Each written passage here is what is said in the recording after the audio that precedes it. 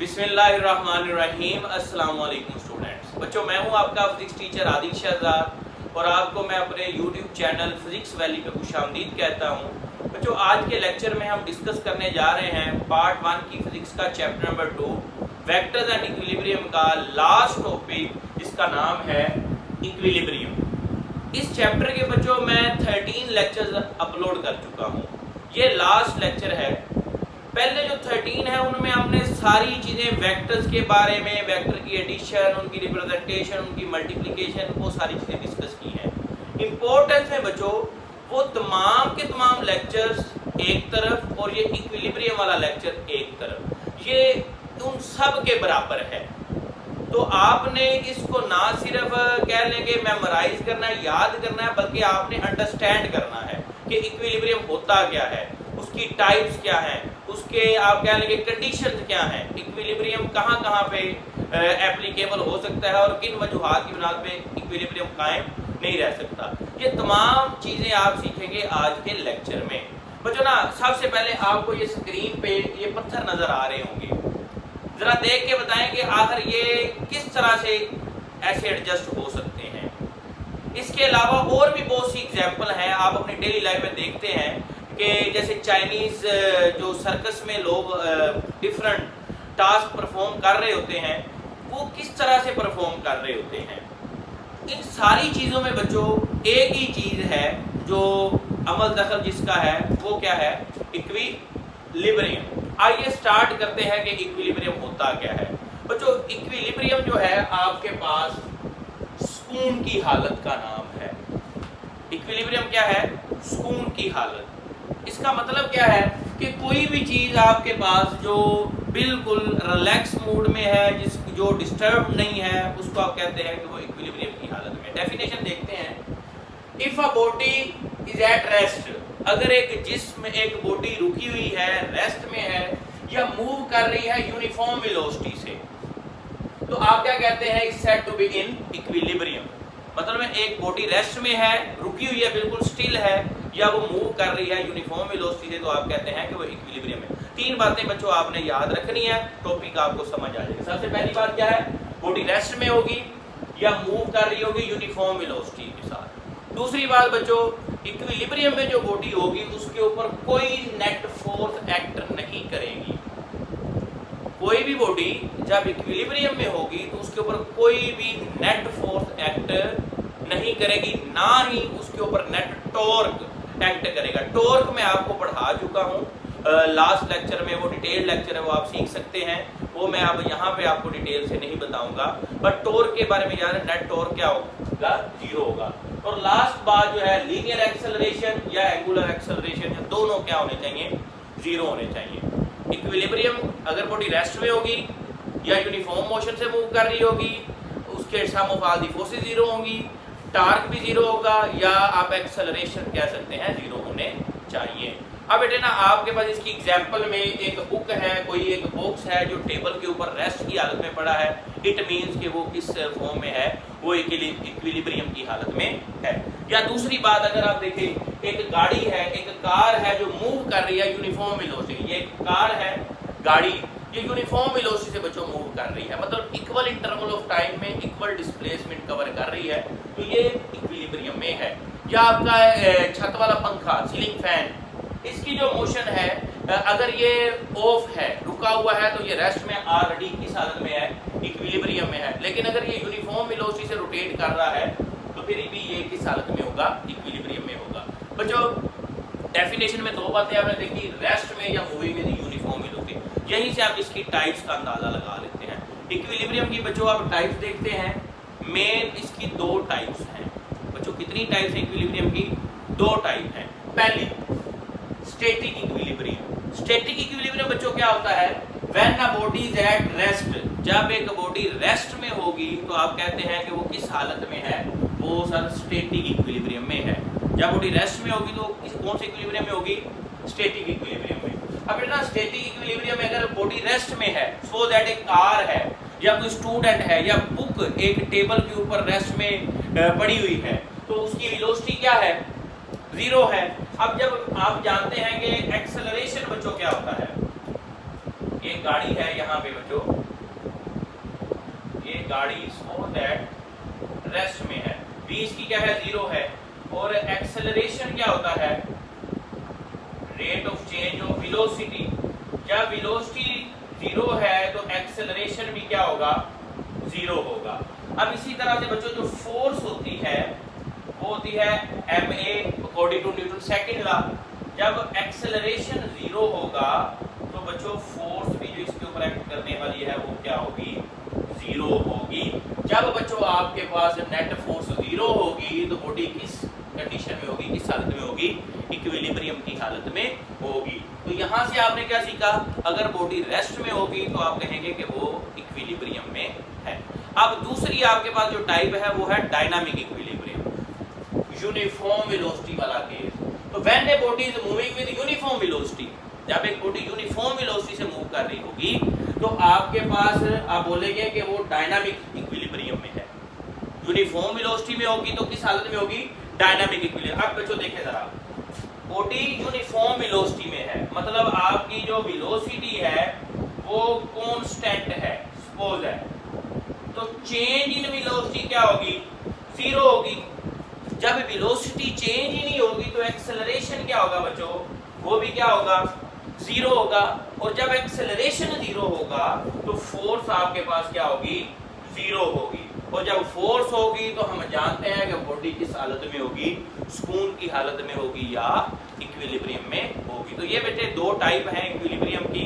Static में body क्या होती है, रेस्ट में मूव नहीं करती, और डायनामिक में बॉडी मूव तो कर रही होती है लेकिन उसके ऊपर नेट फोर्स फिर भी क्या होती है 0 होती है, वो इक्विलिब्रियम की हालत में होती है। अब ना मोशन में है, वेलोसिटी बेटे लीनियर भी हो सकती है और एंगुलर सर्कुलर भी हो सकती है।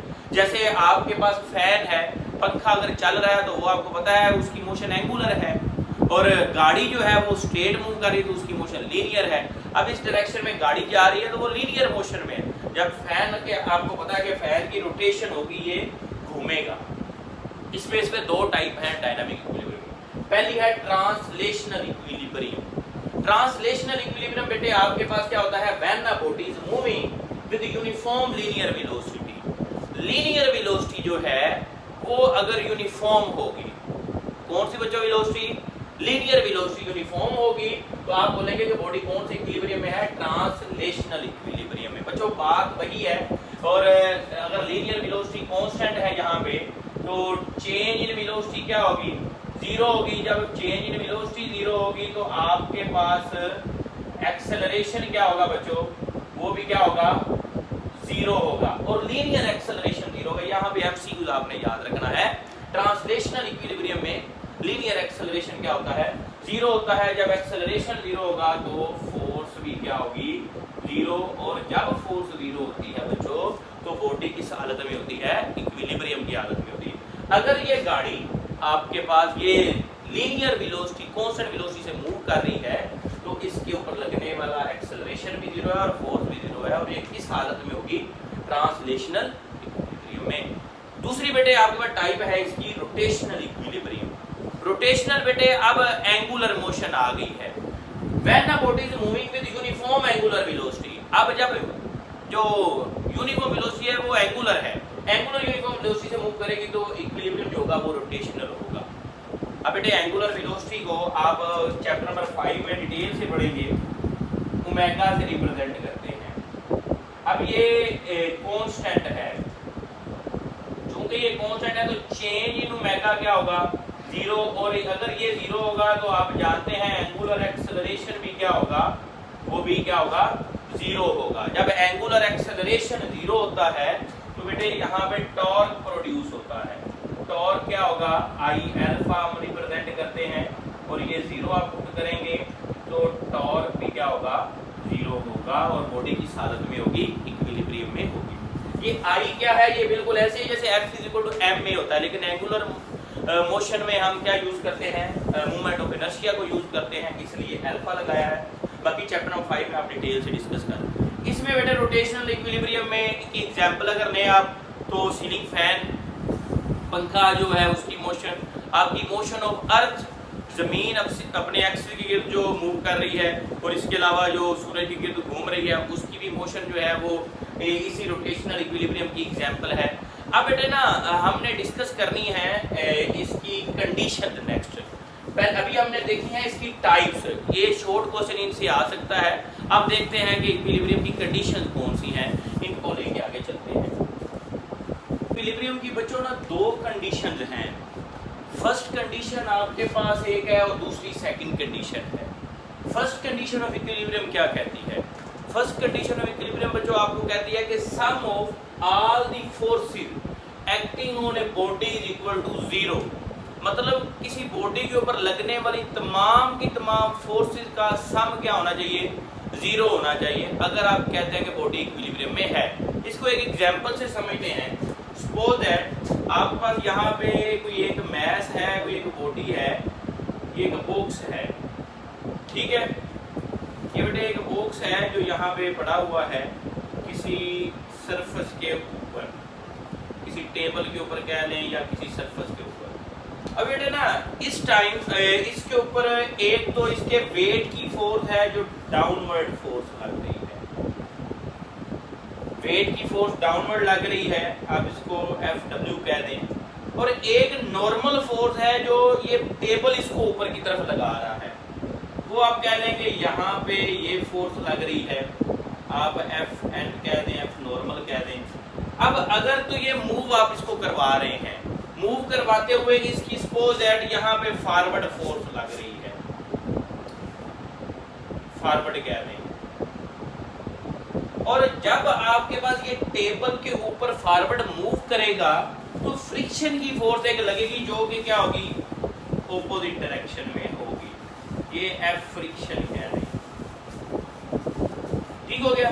अब देखिए इसको हर तरफ से एक फोर्स लग रही है, तो बेटे ना इन तमाम फोर्सेस का सम जो है अगर जीरो के इक्वल होगा, मतलब ये आपके पास राइट साइड वाली फोर्स लेफ्ट साइड वाली फोर्स के बराबर हो, अपवर्ड फोर्स डाउनवर्ड फोर्स के बराबर होगी, तो ये एक दूसरे के इफेक्ट को क्या कर देंगी? कैंसल आउट कर देंगी। तो अगर ये एक दूसरे के इफेक्ट को कैंसिल कर देंगी तो ये जो बॉडी होगी ये किस हालत में होगी?